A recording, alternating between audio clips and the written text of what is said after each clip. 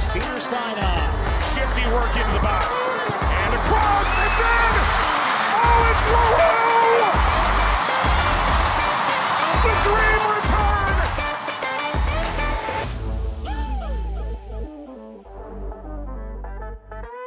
Hi, everyone. Welcome to Casual FC, an Angel City preview pod. I'm your host, Angel Morales, with my Girl Scout cookie hustling co-host, Mario Salazar, and our very, very special guest, Elizabeth Emery, the host of Hear Her Sports podcast. Hi, everybody. Hi. Hey, how are you? Good. It's a bit of a bright and sunny morning, even though, our listeners can't see me, but I'm in like a very dimly lit apartment. My girlfriend's got a migraine right now, so I'm like hiding in the living room. Well, I'm in Cleveland, so we have snow and gray and rain and no sun. Yeah. We have like opposite weather. Right, today. exactly. Yeah. It's awesome. The hottest it's been, I want to say, since like November. Oh, wow. Honestly, today it's like supposed to be 70 something, and I'm I'm not gonna- about it. I'm going to soak up some of your sun. Yeah, we'll send it. We'll send it your way. So Hear Her Sports is an amazing podcast covering like the wide world of women's sport. And I'm super excited to talk to you about this because the second Mario told me about it, I was like, excuse me, there's a podcast about women's sports and female athletes that I don't know about, and have since dived headfirst into that rabbit hole of 8 years now It of is. interviews and information. It's just fantastic. So thank you for being here with us. The admiration is completely mutual. I am so Oh. thrilled about thank you you. guys being here and having a podcast. And in a way, it makes me just feel like we've arrived where we have Mhm. this kind of content. I'm just overwhelmed. I'm really overwhelmed. It's a pleasure. Yeah, honestly, when I found your podcast, I mean, starting this podcast has really led me through like I gotta find all the women's sports podcasts, and like slowly they're all like adding to my weekly listen. But yeah, once I found yours, I immediately sent Angela like links. I was like, listen to this one. Yeah. And and the thing that I love is the fact that what you're doing encompasses such a wide range, right? We're like, Mhm. I think there's a general sense of when you start speaking about sports, the first thing you're going to think of is professional sports, right? You're going to think of the basketball, the soccer, baseball, things like that. Like, your mind in professional sports, you're starting to think of like all the major leagues. But there's people that are professionals all over in all different types of sports. And you're covering like women in running, women in skiing, cross-country skiing, surfing, cycling, like just everything. And it's so interesting to hear all of those perspectives and everything. I wrote down in my little notes just to remind myself how I found you. And I found you in a database of podcasts to be able to like share and communicate right. with. And the database was like, okay, search by topics. And I searched by sports, and 3 podcasts on that list came up. And then I narrowed it down to women, and you were the only one that came up. So I was like, huh, I'm going to reach out. And I'm glad I did. It's been a great kind of communication that we've had, and so glad that you're here. Yeah, well, thank you. And thank you for mentioning the breadth of guests I have. And I'm super interested in that. And I think it's important for, what I'm interested in discovering about sports. And for me, what's important are the characters, the people involved, the storytelling. And so, I enjoy talking to the variety just to see where the connections are. And after, I've been doing it for 8 years now. So after those 8 years, I've talked to so many athletes, and I am starting to see connections. And for me, that is just super fun. That's good. This world is so big, but once you're in it, it's so small. Right. Growing up, I was an athlete, I think until I was 20. I officially retired at 21 due to a hip injury. But like the worlds that I lived in, you knew people, like we're here in Southern California, but you knew people across the country because it's still such a small knit network. And I think we're finally getting to that point where it's not, you don't know everybody who does what you do anymore. And it makes me really happy because that means there's so many of us. Yes. Yeah, absolutely. It's so much fun. And the way you interview too is so welcoming. It's one of those where it almost feels like I'm do you remember the beginning of like black and white movies, early Disney movies where there's that big storybook that comes in and it's like, it feels very engaging and it's just, I love listening to your show. Oh, well, thank you. That's so nice. And, I think that I get a lot of good compliments from my guests, which always just really warms my heart because, they to me are so important. And I think what they like is that I'm a female and I'm not asking them sort of typical male media sports coverage questions. And so, it is different. And I really appreciate that. Thank you. Yeah. The storytelling side of things, especially coming from like the female perspective, is so different because it's not like, tell us about your family, tell us about your history. It's like, what was it like at this one specific moment where you thought it's like the most intricately dialed down question, but that person is looking at you like, oh, you actually paid attention. You didn't just get a fact sheet and you're kind of BSing your way through it. Right, and it's so much more. And I think that's why it's so much more engaging is because it's a lot more personal. It's a lot more creative. It's not just overarching basic questions. Because I think anyway, like you're seeing now in a lot of post-game pressers, these athletes are tired of that. Like you can ask me about my specific performance, not like, what was it like to lose against this person? The same as it is against anybody else. Like nobody wants that. Right. So having at least our voices out there to be like, tell us about the struggles after your injury in this way, or, that kind of thing really helps kind of push the envelope and make the big market journalists going to have to do their job a little bit better. I was just going to say exactly the same thing. Hopefully we're pushing everybody to do their research and be prepared when they arrive to ask the questions. Yeah, absolutely. And totally not sports related, but I just think of like recently the Katy Perry, who was like doing the Super Bowl or something like that. And the reporter was like, they were asking her about like the performance, and then the reporter starts asking her about like her love life, and it's like, no, that's not what we're here for. That's you're going down to like the lowest common denominator. And then she shut it down. She's just like, she basically said, I'm not answering your question. Good for her. And let's move on, which was great. Like I totally respect that because you're here for a reason, right? These athletes you're watching them because of the amazing things they can do. Ask them about the amazing things they can do. Don't bring up some weird thing out of left field that you're just hunting for a soundbite or something. Right. Yeah. Tell us about yourself. You're recording from Cleveland. Were you born and raised in Cleveland, or how long have you been there? I was born. I grew up mostly in Philadelphia, and that was pre-Title IX. I'm old, so yes, exactly. I remember when Title IX passed. It was a really big deal. I don't know if I knew why it was such a big deal, but I remember it being very momentous. So organized sports were not part of my growing up. I was very active. I played soccer. I swam at a local pool. I sailed. I rolled horses. I played hockey. I did, just general running around kid stuff, but very little organized sports. And the other thing I think a lot about is there was not a lot of sports on TV. What I remember watching is, gymnastics and ice skating or figure skating and some swimming, maybe some tennis. And I tried all those sports and they're not my thing. I'm not good at those. And so I don't remember having the words cross my mind, I'm not athletic, but I do remember not thinking that I'm an athlete. And it was because there was nothing like me on TV. There were not the skill sets that are mine on TV.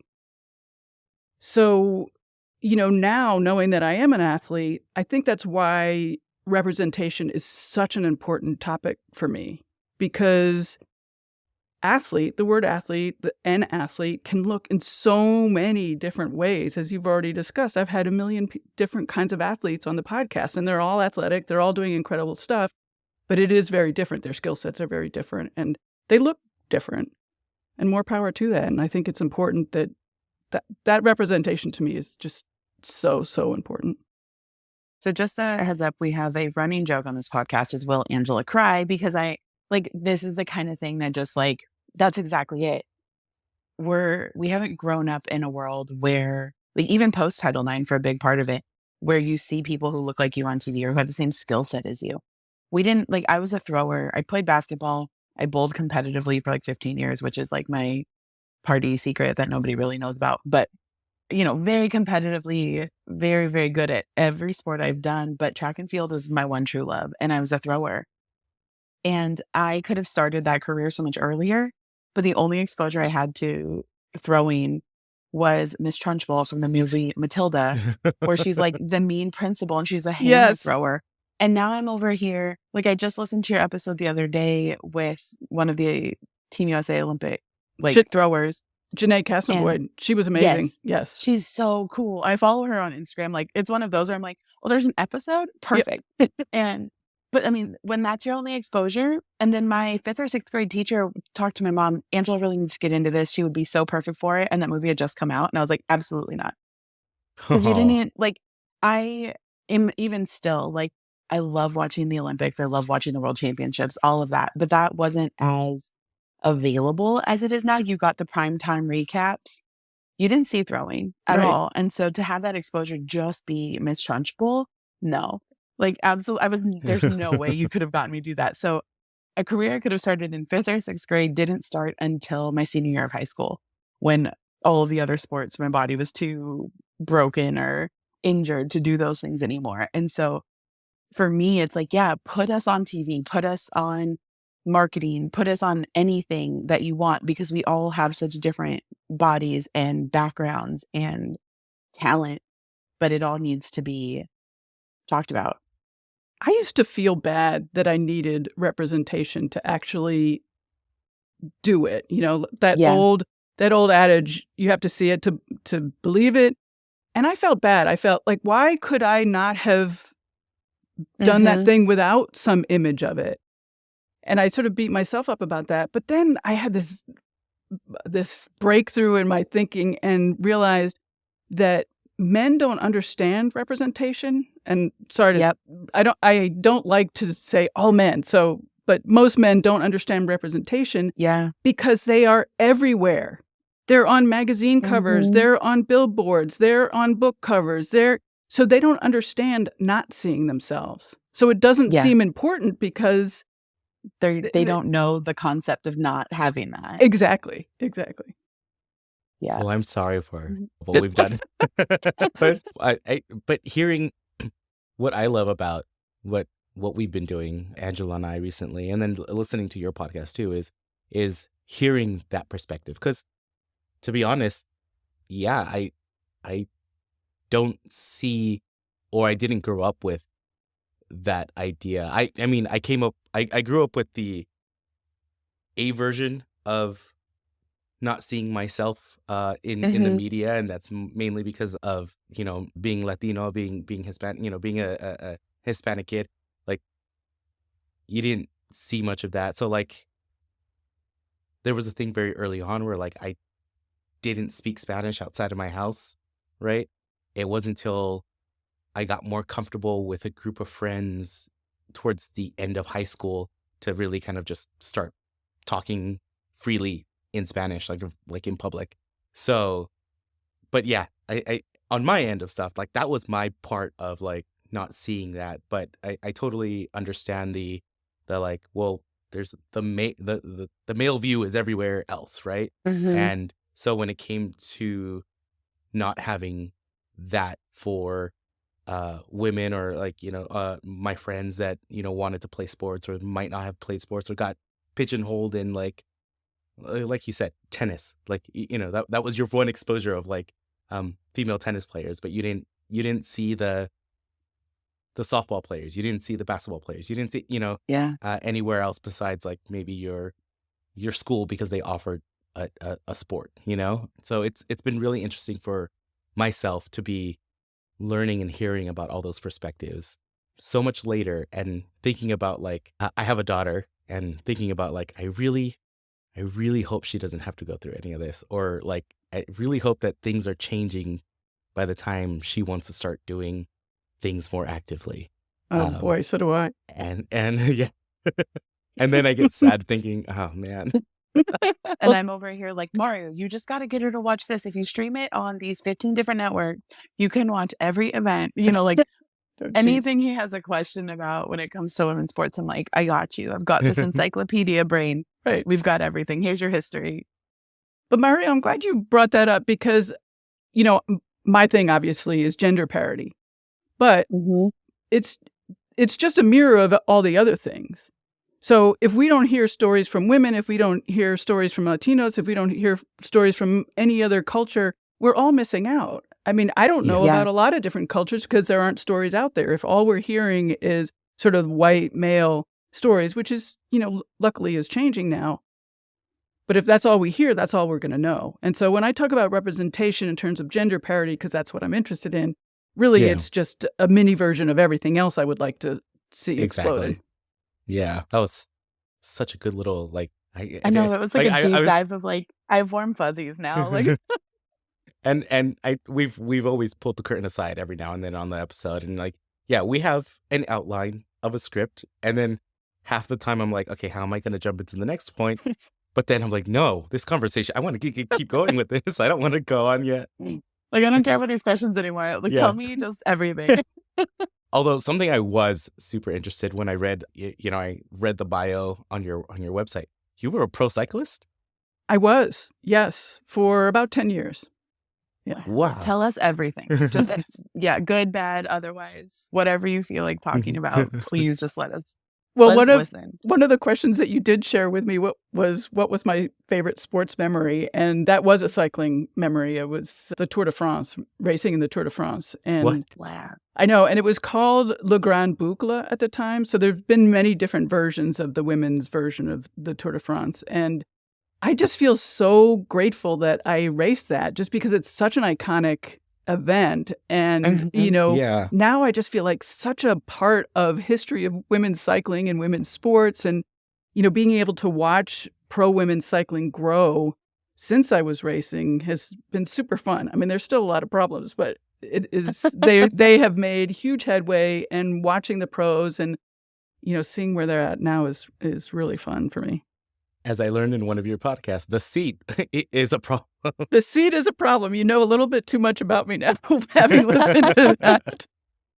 Immediately after listening to that episode, he's texting me, did you know that in cycling, the seat is an issue for women? I was like, yes. Like, See, yes, I have sat on just a spin bike, a cycling bike. That seat is not made for every person. It is made specifically for men. And it's such an issue. Doesn't that fascinate you, though? To me, that was one of the blow my mind episodes. And always the blow my mind episodes challenge my way of thinking. Like my assumption that the seat that I had, the women's seat that I had, was made for me, for women. And no, it wasn't. It was just essentially a shrink-it-pink-it version of a men's seat. And it was not made with me in mind at all. And that was why I was having so many problems. Yeah, it's so interesting. What was it like on the women's Tour de France at the time, which they have now officially gotten the title of Tour de France? Yes. I did. Okay. I wanted to make sure that that was finally official. I feel like the last few years have been a big push of you can just have men's and women's versions of the same. You can call them the same thing. Right. March Madness, Tour de France. They're the same. They're just different people. Calm down. I need to give kudos to where they're deserved, because Zwift made that happen. Somebody at Zwift decided that, this was a really good idea. And I think they themselves, got this to happen and worked with the people who run and organize the men's version and had them create a real women's version, multi-day. And it's growing, so it's exciting. Yeah. Where else? I mean, aside from being in France and cycling there, where else did you compete that was one of those almost like a getaway place? A getaway place. Well, I went to Japan, which I was fun about. That was really great, just because I don't think I would have ended up going to Japan otherwise. So that was super cool. And New Zealand and Australia. Went all over. I think that's just amazing. Yeah, that's amazing, just being able to say look, I'm an athlete, I'm doing this sport, and because I'm doing this sport, it's taken me around the world, right? I think that idea of I'm good at what I do, and this has taken me places, and literally you can say it has taken me here, and here. Actual physical places. Yeah. what sort of along those same lines, I watch a lot of cycling on TV, and it always amazes me to see the athletes being interviewed afterwards, and they speak a bazillion languages. You Yes. know, it's just so wonderful because they're part of this community. As you said, they've traveled around, they've experienced different cultures. I just love that. Yeah, they have to somewhat communicate with everybody Exactly. else. Yeah, It's they're an teammates and international- whatnot. Yeah. And along with that line of your best sports memory, do you have one as a fan? Because I know you're a fan of sports. Yeah. And, so do you have like your favorite memory as a fan, either attending or watching or anything else? Well, this may lead to our next question about how Hear Her Sports started, but one of my favorite memories is not of women's sports, actually. It's watching the Cavaliers go to the championships. Not both the year that they didn't win and the year that they did win. And what I liked about that is, we went to bars for every game. And it was it reminded me why sports is important, why sports fandom is super important. And so I thought about that a lot when, again, this is going to another of your questions, that I recently helped host a watch party for the finals of the NWSL. And again, all these women came out, and it was just like, oh my gosh, this is so exciting that there's this community of people in Cleveland who are super interested in this. So that too was a favorite memory. There's something so special about a watch party. I mean, specifically for women's sports, because it very much shuts down the nobody watches women's sports argument. When you have for the World Cup, the group stages, we did a bunch of episodes on it here, but Angel City put together a couple watch parties, and I know the person who was coordinating them, and she was like, yeah, we're trying to get these bars to take a chance on us and that kind of thing. So people are like, oh, we don't know, put it on one TV. And then these places are flooded with women and families and all of these people just to watch a game with other people who want to watch the game. Yeah. My first watch parties were, what was it? The 2015 World Cup, because it was 2023, 2019. Yeah, 2015 World Cup. I was watching down here in Southern California. One of my friends was like, we got to go to this one bar. It's an outlaw bar, the fandom of the national teams. We got to go. You have to understand. And I was like, whatever. So we go, and I was like, this is the best time of my life. I have never, ever experienced anything like that. And now my girlfriend and I went to one of the watch parties early on in the World Cup when the U.S. team was playing. It's our one primetime game. And we get there and we literally had to leave. There was no more space. You couldn't see any of the screens. There were so many people. Thankfully, my aunt lived down the street, and I called her and said, Eva and I are coming over. We'll order dinner for you guys, or we need to watch the soccer That's game. great. And, but to basically get places to capacity on a random Tuesday night because there's a basketball game or a soccer game or whatever, it shows that community. And it's, like you said, that's why sports fandom is so important. You instantly have this built-in group of people that you have probably 4 to 5 things in common with every person in that room, just based on the sports alone. Yeah. And your podcast and you talking about that made me realize the impact that a pro women's team could have in Cleveland.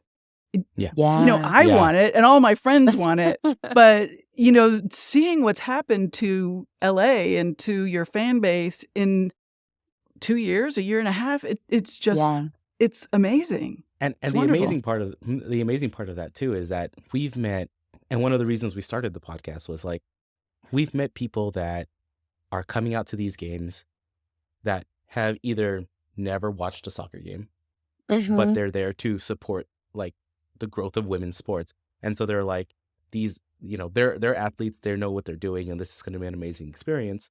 We've met fans that are definitely into soccer, but have no care whatsoever about the MLS. They don't care about the men's side. So that you might ask them that's me. yeah, I'm not fan. I don't care. Yeah. Yeah. There's some people that are oh, I support, Angel City and LAFC or the Galaxy or, name your MLS club. And then there's a lot of them. And I'm not going to say it's a little, it's a good portion of them to say no, I don't care. I support women's sports. I like women's soccer. I don't care about the men's side. And there's no reason to, right? Like it's not like one needs to be paired with the other. So it's been amazing to really see all of that. And at some of these watch parties too, there's just you'll get so many fans that are like, say, transplants to LA going to a watch party for Angel City. They're not, in a sense, calling themselves Angel City fans. They might actually still be fans from an NWSL team from where they were from, but they're like, it's a soccer game. It's women's soccer. I'm going to watch it. We're going to have fun, you know? So I think the community also has been really cool. And I mean, the fact that Angel City has been able to consistently fill the stadium. The stadium's a 22,000 seater, and they averaged 19,000, right? That's great. Wow. In a league that like for the longest time was getting like an average of like 5,000. And there's still teams out there that, you know, get it, just they're in the low like thousands, you know, LA, Portland, San Diego. Pack it. We're packing out those stadiums. And so it's been great. Like my daughter loves going to the games now. So it's amazing. Well, you made me think about talking about watching the games and the watch parties and people who don't, you know, maybe this is their first game. I always think that it's a beautiful thing to watch an athlete, a pro athlete, somebody who's really good at what they do, doing what they do. It's it's different. It's beautiful. It, you know, like you can't get it anywhere else. And to have the opportunity in your city to see that is stunning. It's always so interesting out here because there's so many think pieces about like, how is this women's team going to do in an already overloaded sports city? It's like, do you know how many women are in LA? Like, do you know how many of us have been begging for this? Do you know how many people don't care about the men's sports? Yeah, like, right. Yeah. And it's been such a fun experience to like, and I've mentioned this on our show before, and most people who know me know, but I was at opening day for the LA Sparks and the New York Liberty in the Forum in 97 as a 10-year-old. And guaranteed my voice is going to crack right now. But like, I know what that moment meant for me and how that felt and everything. And to be at opening day for Angel City, I was like, oh, shoot, like these kids, they get it on, I don't know, 10 times the magnitude. See, look at, like, this is what happens. I just start crying because I'm just like, it's just so important. It is. We're talking about representation again. Yes, exactly. Yes. And I think about it in Cleveland too. I love that you're crying. I have given talks, you know, like I'm in front of a whole audience, and when I get to me as an athlete, I start crying. So. Oh yeah. Same. Yeah. But in Cleveland, we have a huge high school and collegiate soccer women's program, and there's nothing for them to look up to aspire to. You know, if they want to go play pro soccer, they're going to have to leave the area at this point. Yeah, absolutely. So with that, how pumped are you of the rumblings and the movement around Cleveland pro soccer and the possibility of that becoming the future? I am so excited. And actually, that watch party was a collaboration between Play Gap, and I'm the board president of Play Gap. And Play Gap is, we promote women's sports for older adults, for women. Oh, wow. And so showing them that there are sports out there that can continue doing after college.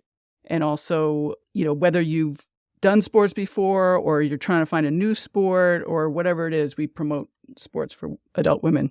Oh, that's amazing. And, yeah, it's super great. And so it was a collaboration with Play Gap and Cleveland Pro Soccer was the watch party. So I'm well aware of what's going on, or semi-aware of what's going on, and I'm just super excited. As I said, knowing you guys have shown me what the impact would be if we do get a pro women's team here. Just, yeah, I can't say enough. And the people that are excited and know about it are super excited. Can't wait. Yeah. I think anytime there's like the possibility of an expansion for like the bigger women's leagues right now with the NWSL, the WNBA, even the USL and how that's kind of growing, this new volleyball league that's popping off, like there's all these little opportunities that are starting to arise. And I know what it was like watching leagues fold and watching these women's leagues that people had put so much time and effort into just be defunded, basically. And even in the WNBA, like the Houston Comets, they're the only team in professional sports in this country to have a four-peat, like the way they did it. Mhm. And they don't exist anymore. And I really don't think that's going to happen this time. Or at least I really hope it doesn't, because it doesn't, there's a lot more loud momentum happening. Not just like, oh yeah, I do that. Because even for me looking back, there was a big chunk of my life in high school and in college where I'm like, I don't really watch women's sports. Like I was trying to under the radar as a secret fan. And now like, I'm like, who cares? If somebody has an issue with me liking what I like, that's on them, not me. And if I can impart that on younger girls, please let me do that in this world. Like, just like what you like. Yeah. Have you seen a sort of a shift in attitude in sports fandom in the area? Mhm. Yeah. Yeah. When, like, even walking around within the first season, like, we'd be out at a restaurant or something, somebody has an Angel City hat on. It's like, oh, you're an Angel City fan? And people are instantly like, are you my best friend? Like, do you want to Yeah. hang out? Do I know you? What section do you sit in? Like, oh, have you been to Fan Fest? Are you part of a supporters group? All this kind of stuff. And this is a big, big city. And it's a big city that's really spread out.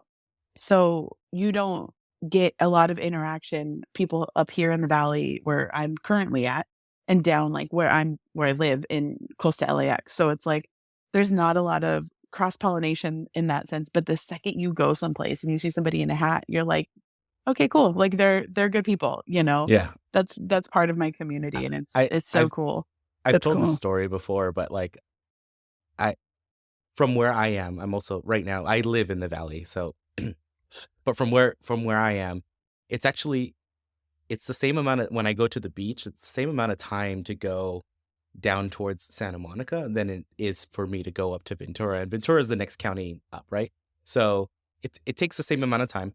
It's just a little, go further north or whatever, and then we go to the beach over there. And I was wearing a fan made shirt that had the forwards listed, right? The forwards on the team. All it is just names, right? Like there's no Mhm. logo, there's no Angel City, nothing. And then I'm setting up the little tent on the beach. My kids are playing in the water. And then as I'm like walking towards them, there was a woman right that was set up right in front of us, and she goes, "Oh, hey, I like your shirt." And I was like, "Oh, thanks." And she's like, and then we started up this conversation. She was like, "Oh, I was at the game yesterday." I was Oh, like, that's "Oh, I had to amazing. miss it." And Mhm. we had this beautiful conversation. It was very early on in the podcast, so I was super shy about like, I have a podcast and I don't have stickers. I forgot them.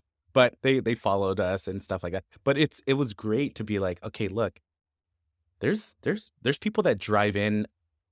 We have fans that Yeah. maybe halfway to San Diego that drive up to see the ACFC Wow. games. That Mhm. that maybe they wanted to be more of the they like the players on Angel City, so they came this way rather than going down to San Diego. There's fans, like I said, in Ventura that will drive like Riverside. to Santa Yeah. Barbara. I know I've met people from Santa Barbara, which is easily because of the one freeway that comes back in. It could be like a 3 to 4 hour trip, but they'll come in for games to downtown LA, and it's been amazing.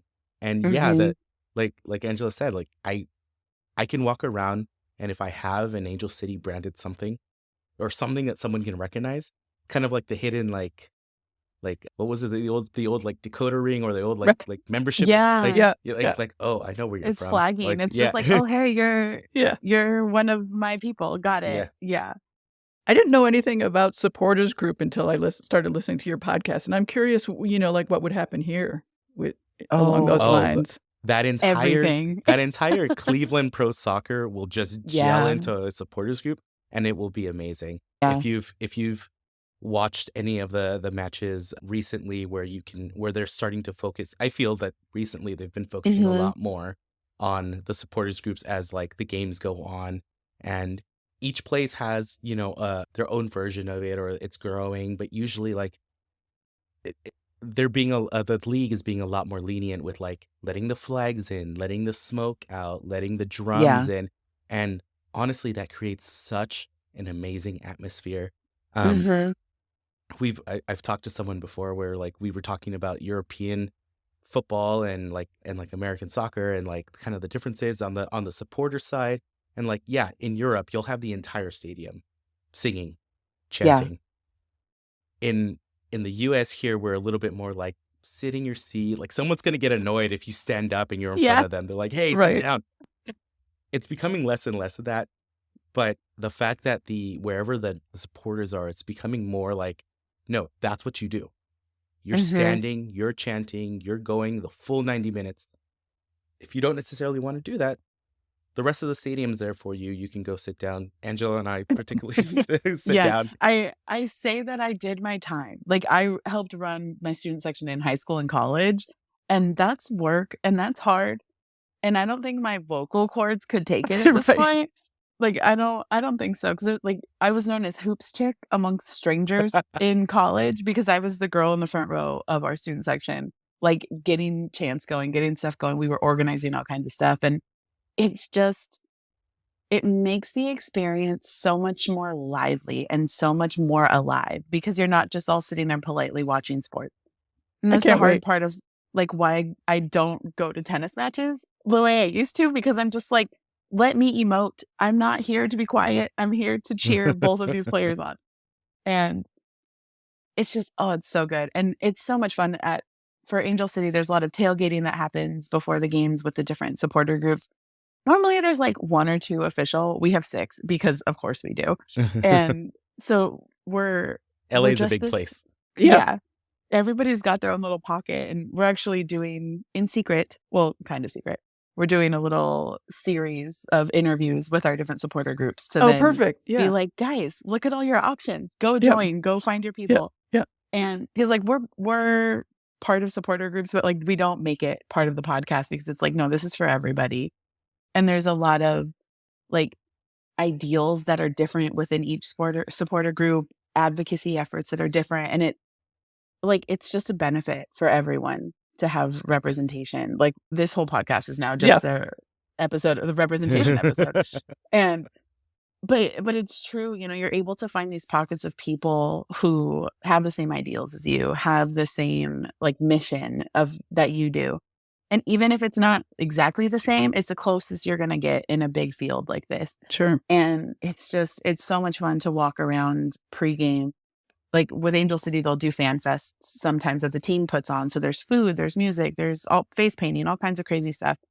But then you have one of our supporter groups doing a fundraiser for like donors choose and teachers and getting school supplies. And you have another one who's doing like a clothing drive. Another one that's like, we're donating money to this organization, or, this is our fundraiser for the year. And it's just like, You're blowing my mind. You're blowing my mind. This is so awesome. fun. Yeah. And you know what's going to be amazing is that I think the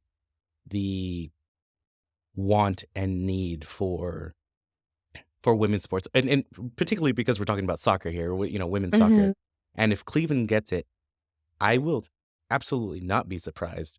You're going to get people coming from Columbus. You're going to get people traveling from Cincinnati, the 2-hour, 3-hour drive from Pittsburgh, coming in to be like, it's game day. I'm coming to Cleveland. So like, not only is it if any city council person needs it, like they need to hear it. They need to hear that it's going to be a big economic driver because people will come. Yes. Like we're pointing out here, people are coming from practically San Diego, right? People are coming from Santa Barbara. It's like seriously a 3-hour drive from where they're going to get to downtown LA to see these games, and they fill that stadium, and you, it's amazing. Really cheesy. You build it, they will come. Right? They will come, totally, and they totally. will. Yeah. Yeah. And the thing, like I think in women's sports all over the world, it's like there's only so many spots right now.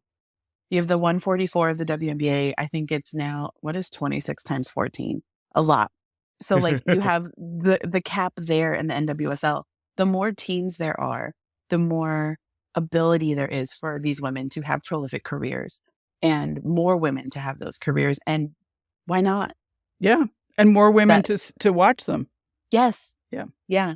How have the bars been in LA supporting watch parties and things like that, and dedicating all the TVs and turning on the sound and things like that? They've been growing. Like at the very beginning, it was very hard to get up. I know that, we were talking to people in the front office, we were talking to fans and things like that. it was very hard to find a bar. People couldn't figure out where a watch party could be held, right? Mm-hmm. A lot of the SGs actually, a lot of supporters groups actually, essentially, if there wasn't one, they made it themselves. They Yeah. went to a bar and they said, or they knew someone at a bar and said, "Hey, can we do this here?" And they're like, "Oh yeah, you can be in the back corner or something." And then every All of single a time, sudden. all of a sudden, there's this giant group where they can't be around one TV anymore. They got to spread it out. I think the hard part, especially from Angel City's perspective, especially 2 years ago when it started, is just the access, and right, and that's another Yeah. part of this whole equity and representation conversation is the access of it. For it was so hard to find it playing on TV, and then second year they get this great deal with Paramount Plus and CBS on streaming and everything. It's like all the matches will be streaming.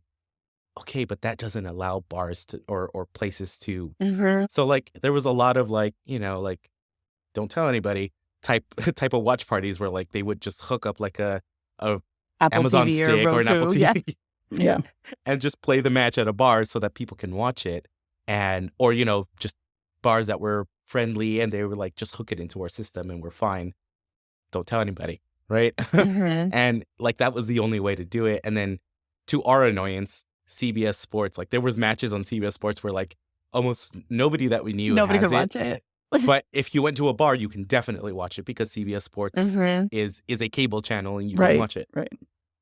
And then this year, it'll be interesting because they have such a widespread streaming network package. It's I going to be saw on that. Yeah. it's going to be crazy. on Yeah. Ion Television, which is over the air, which will be great. But it's also going to be on Amazon Prime. It's also going to be on Paramount. It's like ESPN, CBX, Fox, Mhm. like every possible major network But then has some of kind them, of stepped in.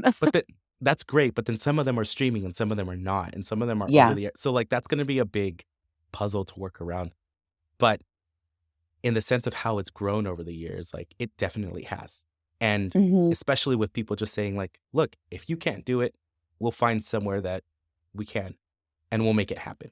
And now there's a handful of bars that are very much like, oh no, come watch the Angel City game. Yeah. We'll welcome it. We'll dedicate, half the TVs. If like we get overwhelmed, we'll dedicate all the TV. Like, they'll Mhm. like it's growing, and I think there will be a day where it's like Angel City game completely on TV, like on all of them. Yeah.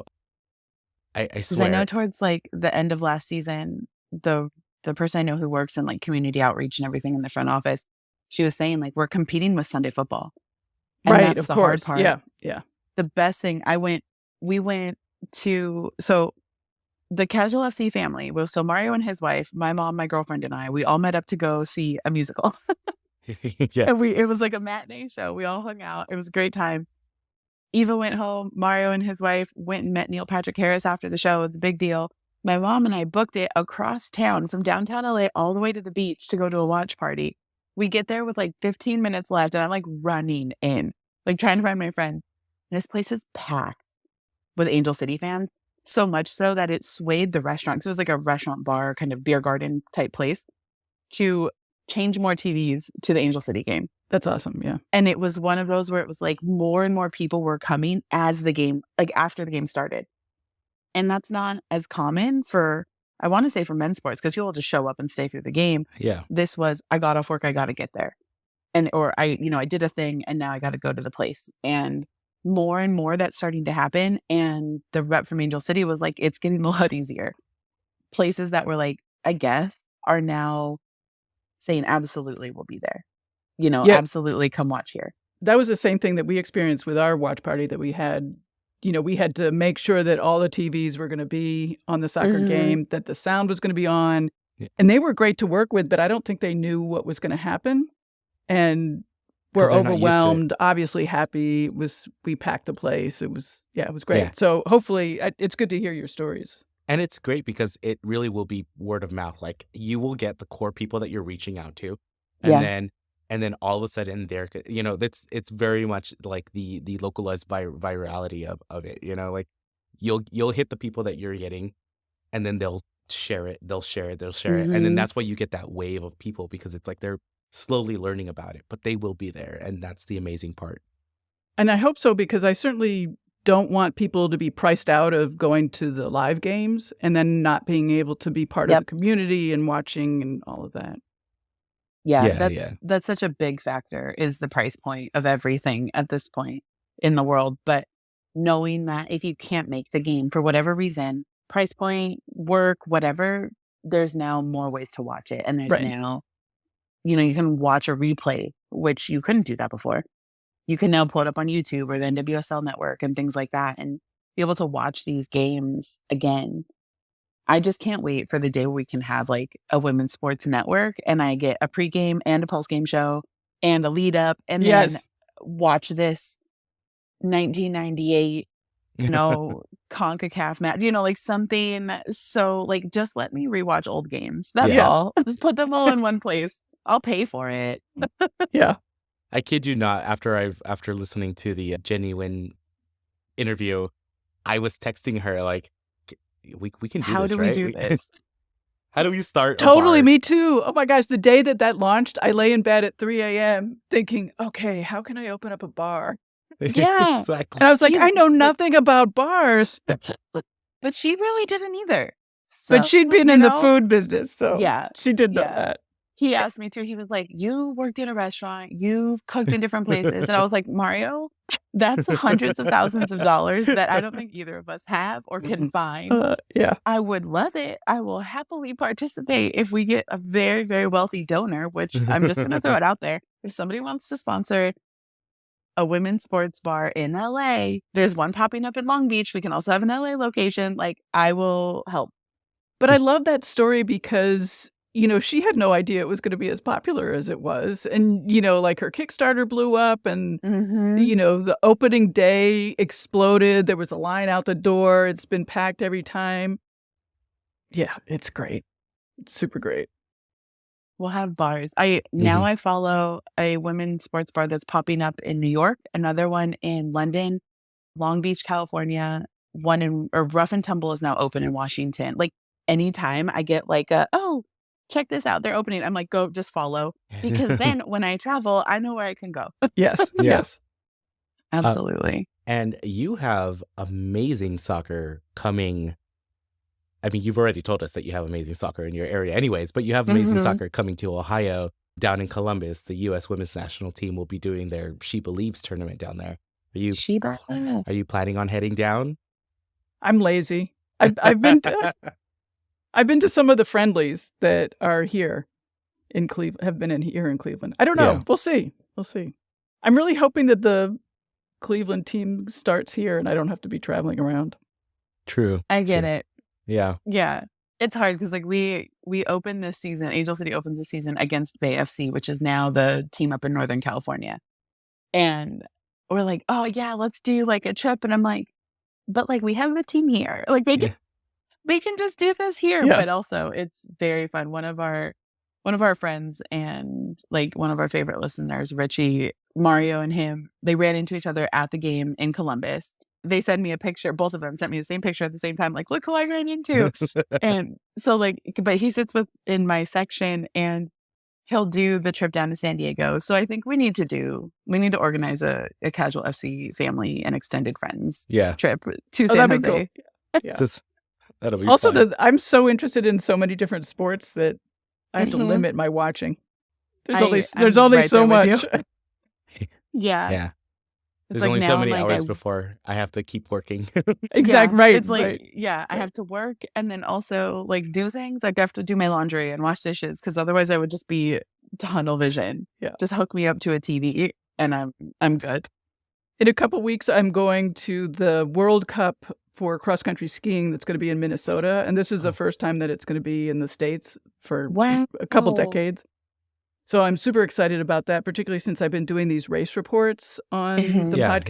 Yeah. And so hopefully I'll be able to meet some of the athletes and, I don't know, see it live. That would be so cool. Yeah. Cross-country skiing is always one of those Winter Olympic events that I make a point of watching because I'm like, cross-country running already boggles my mind. Like track and field, yes, includes running. I did not do that. I ran for training and conditioning and that's it. Like, no. But cross-country skiing is just beyond. It's so hard. It is so hard. Yeah. It Because always you're looks using so fun. all your body. You're using your arms and Mhm. you're using your legs, and that's why Yeah. they flop and fall down at the end. Yeah, rightfully so. They deserve that. And they're probably, I love it when they do that and you just see like the steam Yes. like coming off of Yeah, them. I'm like, yeah. oh, wow. That and it's where they're doing the, what is it, biathlon or something like that, where they're doing the cross-country skiing and then the shooting. Yes. I'm like, how are you, your lung capacity and your breath control has to be so dialed in. Isn't that cool? So you're Yeah. doing this for miles and then you lay down and you're like, gasping for air, but trying to steady a rifle. Yeah. Wow. Yeah, it's awesome. Again, the amazing feats that these athletes can do, right? And then you just need to be exposed to it to be like, look, Mhm. there are people that can do this and do it very, very well. You just need to be able to get a chance to watch them. Like that's, And Yeah. also understand a little bit about it, like what's involved in the sports. Like you were talking about being able to control your breath and exert all that energy at the same time. I just love everything that goes into being good at your sport, whether it's the actual athletic training or sort of thinking about Mhm. all the strategy or details. So much of it is fascinating, but it is also applicable to outside of sport. Mhm.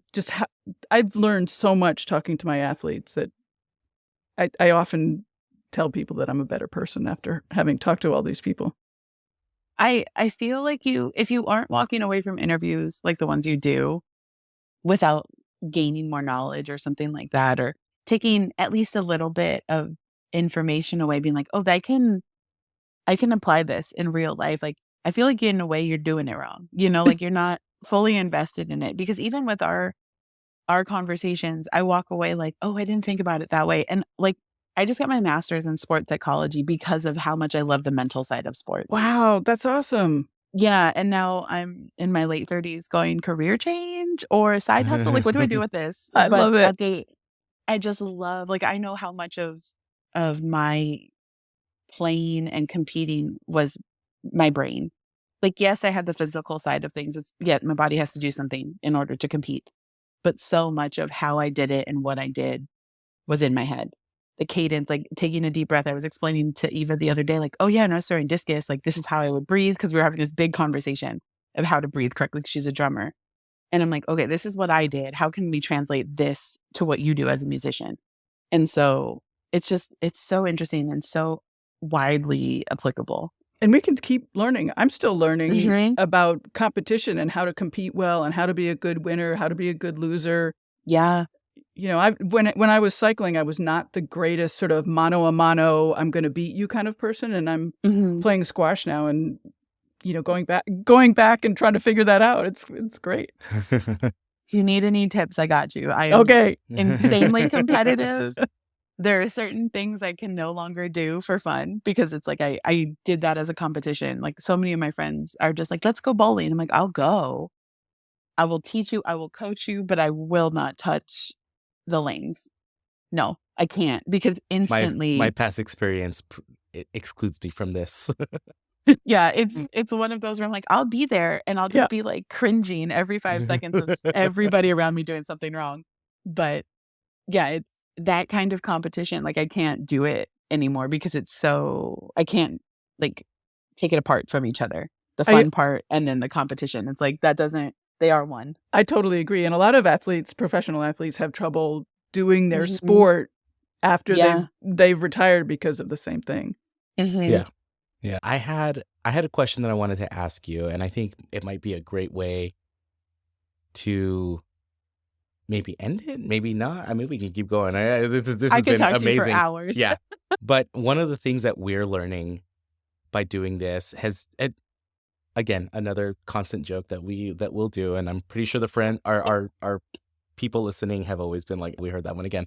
But we joke that like we were so excited to get the first comment from someone that was not a relative, right? Yeah. That was not a friend that was like, here, I'm forcing you to follow my Instagram or follow our podcast.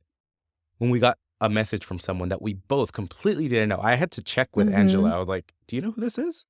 And we're like, "No, we don't." No, Oh I my have no god, idea who this is. it's a fan. Yeah.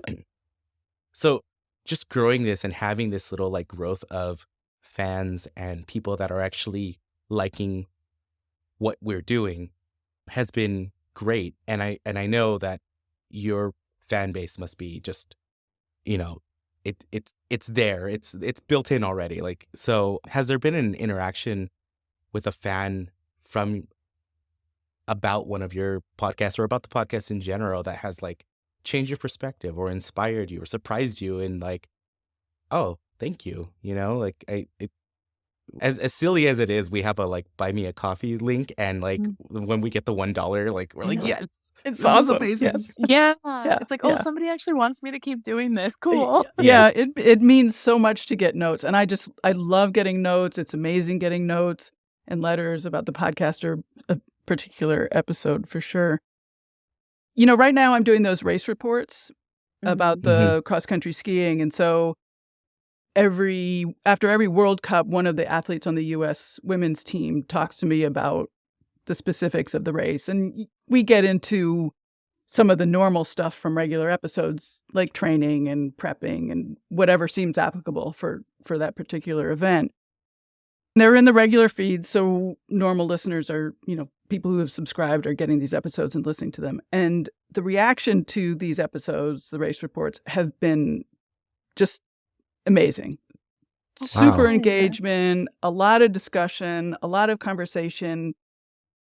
And it makes me think about, for a long time, I've wondered, what is it actually that female fans want to hear? What is it about women's sports that they want to know, they want to hear? So that's why I think it's so great about these race reports is they're sort of condensed, they're shorter, and it gets to what you guys are talking about in terms of, as women's sports grows, we're going to have the pre-event commentary, we're going to have the event, we're going to have the post-event commentary, and it's all intelligent conversation related to something very specific. So it's been exciting for me to hear this commentary about something that I'm really interested in and sort of a new format. And so I guess that's the answer to your question. So it's just that they've been tremendous commentary about it. And what I love is that people who don't know that much about cross-country skiing have gotten involved in cross-country skiing and have learned who the athletes are and excited to continue to follow. Athletes themselves have been great telling the stories very specifically about what's been going on and some details. Like there was one weekend, it was early in the World Cup series of events, and there were a bunch of poles that broke at the start of the event. And I couldn't figure out, like, what's going on? I've never seen them at the start of the event. And so the athlete explained what was going on. It turns out that the gate that allows them to exit the starting section out, but it swings out pretty quickly, and it was hitting the poles. And it was on such a violent setting that it hit the poles and would break the poles. Because their poles are just right outside. They're not like Correct. tucked in with them, right? Yeah. Right. Okay. So that was totally fascinating. And, I hope that people who were watching the coverage saw that and then were able to discover what actually was going on. It was super cool. It felt like this really insider kind of piece of information. That's amazing.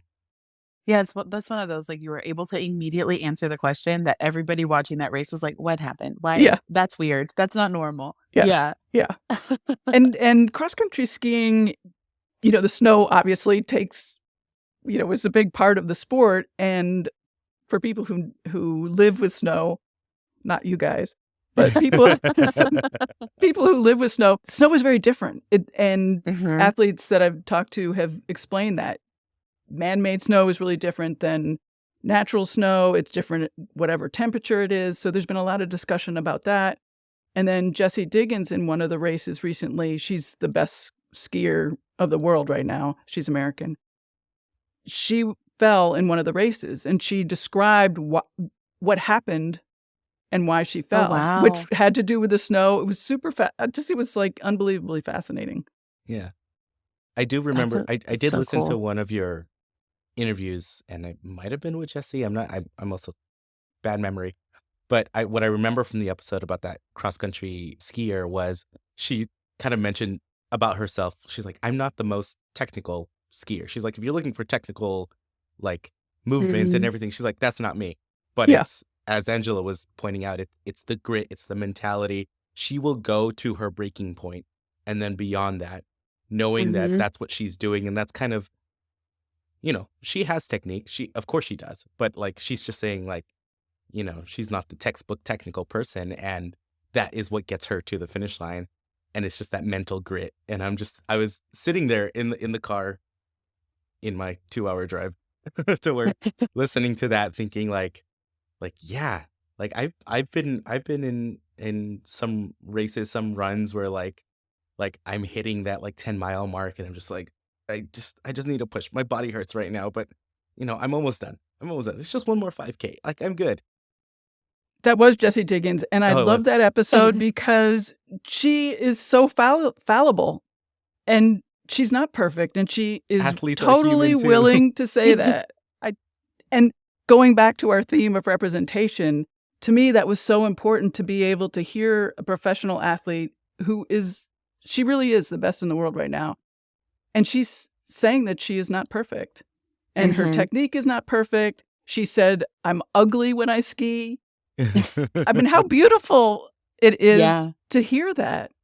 To hear the honesty of like, oh no, it hurts, it's hard, it's sweaty, it's gross, like all of the things that, you're conditioned to see these people, both male and female athletes, just as like statues almost, like they're perfect. Everything is Yes. wonderful for them all the time, and it's not. And they don't have And to work so hard. It comes easy to yeah. them. Yeah. No. And even for those that it does come easy too, it is still very difficult I to don't know if it maintain comes high easy to level of anybody. Yeah. training. Yeah. Yeah, One of you hit a point, at least at some point, where you're like, no, thanks. Yeah. One of my favorite episodes was a recent one with a sailor, Sarah Douglas. She's Canadian, and she's going for a medal at the Paris Olympics. And she and I talked about the spreadsheets that she keeps. Oh, wow. Endless spreadsheets about cloud cover, weather, Mhm. tide, wind, everything. Uh-huh. It's amazing. It's not easy. She is so Yeah. prepared. She's going to know everything. She's going to be able to look up her spreadsheets to see what it's going to be like and what worked.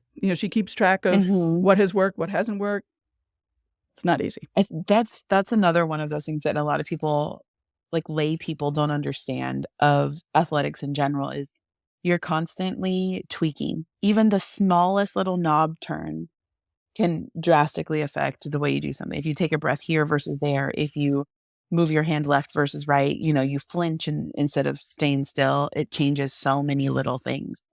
And it's so nice to like be able to have a place to listen to those conversations now through your show, because it's like you said, it's high level, it's interesting, and it provides humanity in a very like constructive way of like, oh no, you can do this too. It's just a lot of work. It's a lot of work. Yes. Yeah. I didn't know what it meant to work hard until I started bike racing myself, because I had never been passionate about anything and cared about anything until that point, at least at that level.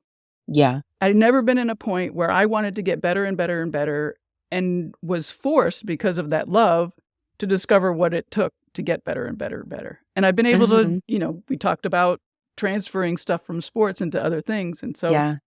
I was able to do that once I retired.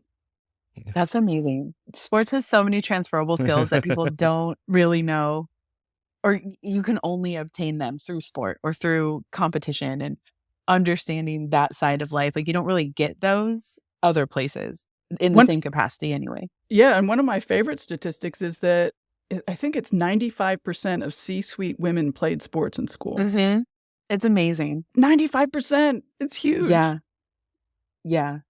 All right, I mean, it makes complete sense to me. Oh, totally. So, totally. Keep asking my daughter if she wants to play sports. Right. Exactly. Put that on the list. Yes. Well, I'll tap into Maddie and we'll get this going on. I mean, she is taking to swimming like a fish right now. So that's great, and she loves it. So I'm like, keep going. Let's go. Beautiful. Mm-hmm. Yeah, just foster it. It'll come if it's meant to be. It'll come. Yeah. It'll come. Oh, Yeah. believe me, having my parents like push sports on me, not terribly hard, but at a certain point, to the point where I was like, I don't want to do this anymore just to spite.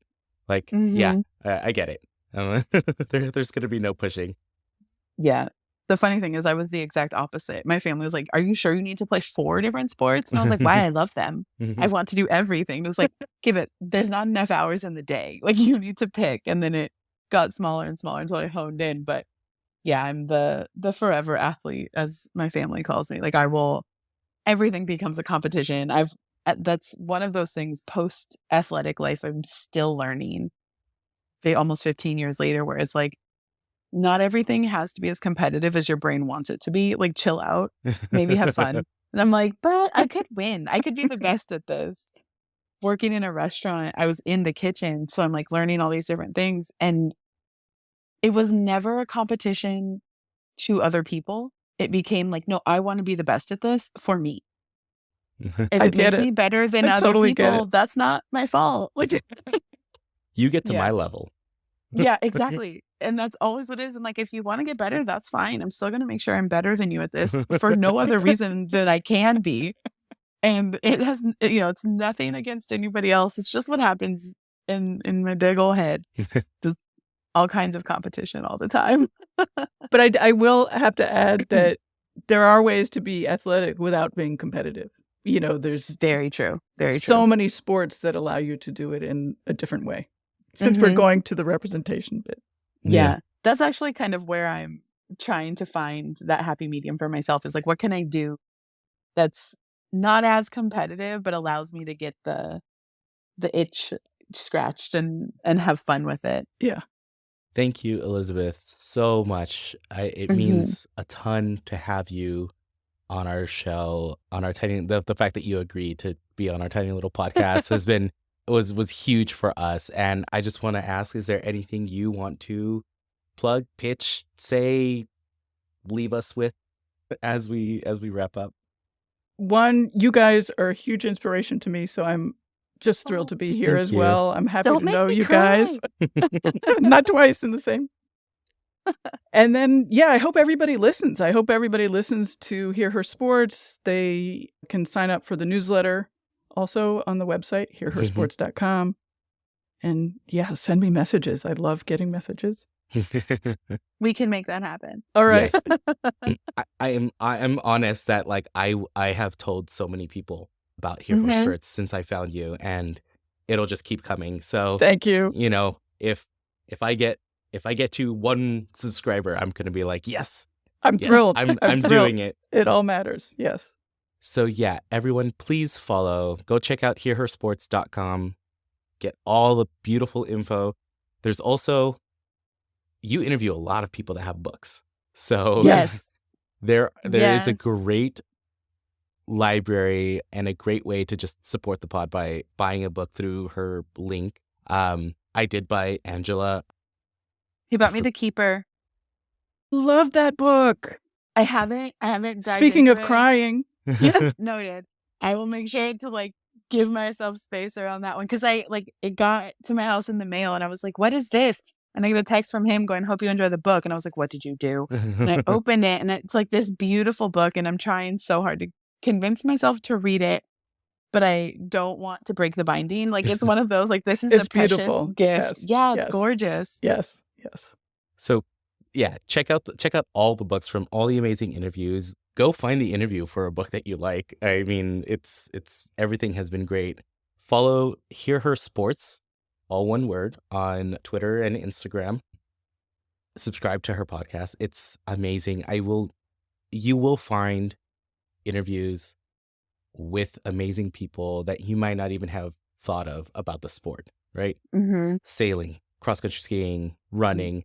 Barbara Broad about her running journey. I was just like, wow, I feel lazy now. Yes. So honestly, it's a great podcast. And if you just want to hear amazing interviews, please go subscribe. If you've listened this far and you like us, hit the subscribe button on our podcast, Apple, YouTube, Music, I think is what it's called now. Any of the places you want to go to casualfc.com and you will find all the podcast links. Our social is casualfc pod on Instagram, Twitter, Threads, TikTok, all of those. Tell a friend about the pod. It brings us good luck and we push all that good luck to the team. So, I mean, we like to say we started this podcast halfway through last season and all we did was go up and we made the playoffs. So, you know, We do what we can. Yeah. We do have merch. We have silly merch and fun stuff that we do. So check out shop.casualfc.com if you like it. And if you feel so inclined, support the pod by buying us a coffee. Check out our link on our socials or go to buymeacoffee.com/casualfcpod. Thank you for everyone who's supported so far. It means a whole ton to us. And again, I just want to say thank you, Elizabeth. Thank you, Elizabeth. Amazing. Thank you, guys. Yeah. And we'll catch you guys later. Bye. Bye. Bye.